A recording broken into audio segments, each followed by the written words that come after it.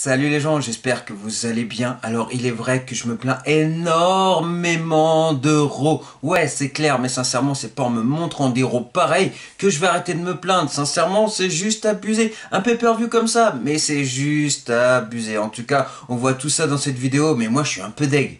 Tout a commencé avec Bobby Lashley. Alors maintenant, Bobby Lashley vient avec ses drôles de dames, toujours accompagné de belles femmes apparemment, Bobby Lashley. Et bien sûr avec son manager MVP. MVP dit clairement qu'il en a marre de Drew McIntyre. Après 2 défaites à WrestleMania Backlash, il est encore en train de vouloir tourner autour de Bobby Lashley. Il y en a marre. Et Drew McIntyre tout simplement arrive et il redemande encore une revanche. Et là, maintenant que c'est qui arrive, c'est aussi Kofi Kingston. Et il dit tout simplement qu'il faut laisser la place aux autres. Et quand lui, en plus, la semaine dernière, il a battu Bobby Lashley. Et il est vrai, il est peut-être temps de laisser un peu de place aux autres. Ça serait vraiment super bien. Même un petit retour qui s'est passé à Raw, qu'on fait passer encore pour une jobbeuse, mais c'est juste abusé. Jobbeuse, ça se dit ça, mais je pense que oui. Mais en tout cas, voilà, c'est juste abusé. Donc il a raison, Kofi Kingston. Laissons un peu de place. Et puis moi, sincèrement, voir Kofi Kingston champion, mais comment je serais heureux.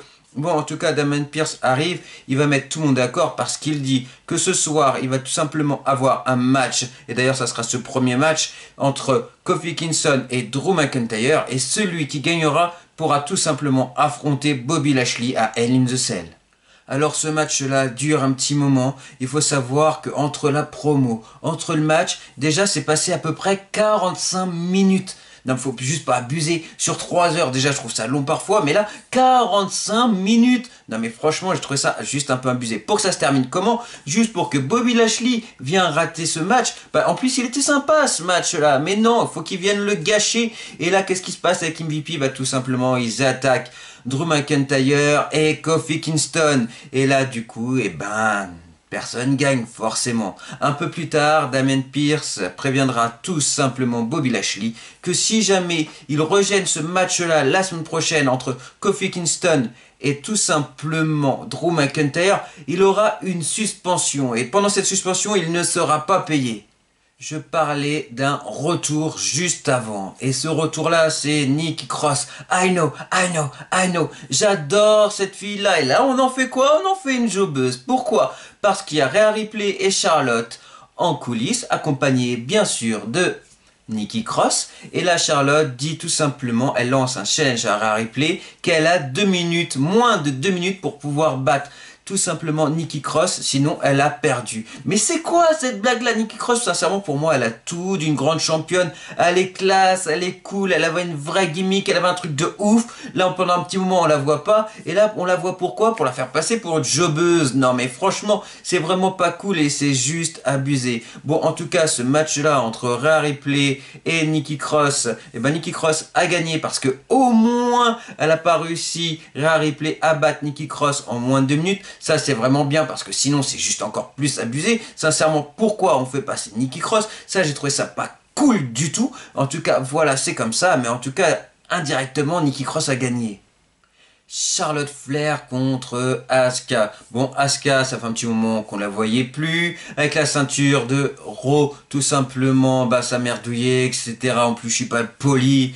Et du coup, tout simplement, elle n'a pas l'opportunité de nous montrer, j'en perds même mes mots, de grandes choses. Et là, maintenant qu'elle a plus la ceinture, elle peut nous montrer des belles choses. Mais malheureusement, face à Charlotte Flair, et ben, tout simplement, Asuka perd. Mais moi, je tiens à signaler que Asuka, sincèrement, et ben, les 2 derniers matchs que j'ai pu voir d'elle, elle fait des très bons matchs depuis qu'elle a plus la ceinture. Et ça, je trouve que c'est un truc de ouf. Sincèrement, je pense que Asuka aurait été bien plus digne d'être championne d'Euro si on lui avait laissé l'opportunité. Mais ça, c'est que mon avis. Cédric Alexander contre Shelton Benjamin. Bon, ça c'est pareil. On risque de les voir encore un petit moment et encore un petit moment. Et ben, pourvu qu'on leur propose autre chose. Parce qu'au bout d'un moment, l'un et l'autre, ça se trouve, ils en ont même marre. Ils en ont peut-être même marre autant que moi. J'avoue, je me plains énormément dans ce rôle. Je suis désolé, mais franchement, ça m'a agacé d'une force.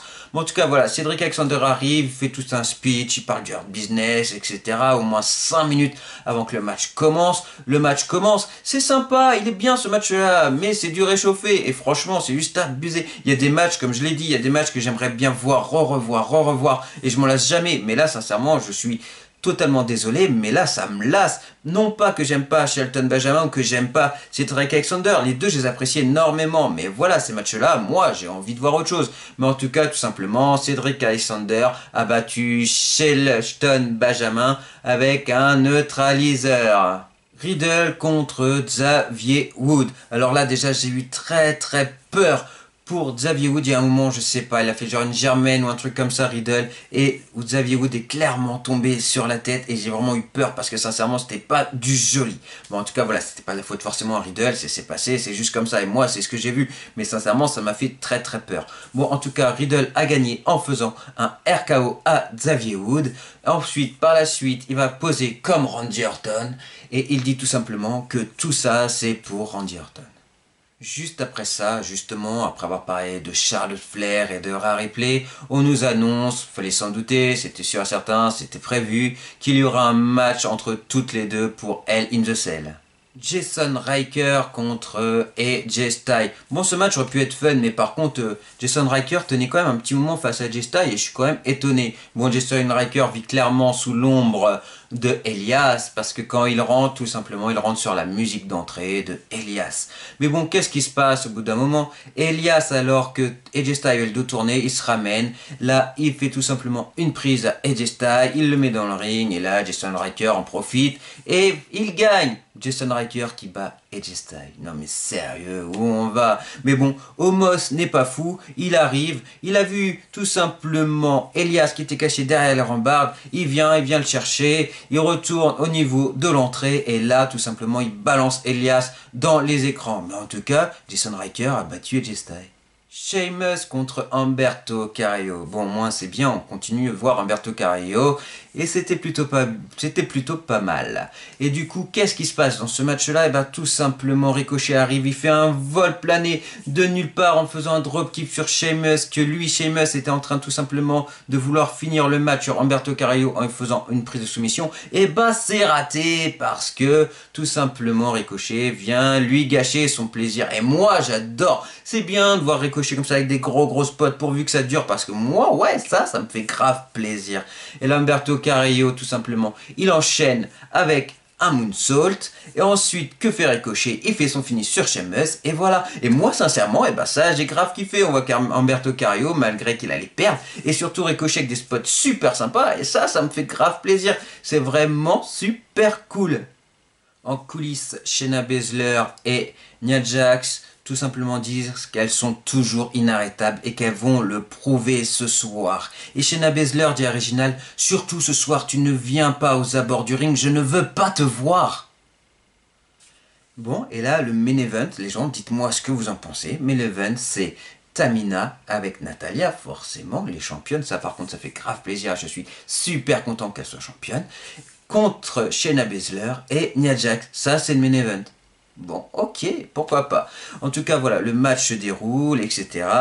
Malgré les menaces de Shayna Baszler, Reginald se trouve ici, il est vraiment pas loin. Alors que Natalya est en train de faire sa prise de mission sur Shayna Baszler, et bien Reginald vient essayer de contrer ça. Donc, Shayna Baszler en profite et tout simplement a fait un roll-up pour essayer de gagner, mais 1, 2 et c'est perdu. Là, tout simplement, Shayna se retourne vers Reginald, elle lui dit, mais c'est ta faute, franchement tu m'as fait perdre du temps, sinon j'aurais gagné. Bon, elle était quand même en prise de soumission. Mais bon, enfin bref, c'est son point de vue. Donc du coup, elle dit à Reginald de partir. Reginald s'en va. Il prend même, du coup, il retourne vers l'entrée. Et là, boum, il se prend un coup de feu sur la tête. Mais il a vraiment pas de chance. Pauvre Reginald. Et là, qu'est-ce qui se passe? Et bah tout simplement, Natalya en profite et elle gagne. Bon, Shayna Baszler est vraiment très vénère, du coup, forcément, fallait s'en douter. Donc, elle vient chercher Reginald, elle le ramasse. Elle le menace, elle l'insulte de tous les noms d'oiseaux et tout simplement elle lui lance un challenge pour la semaine prochaine.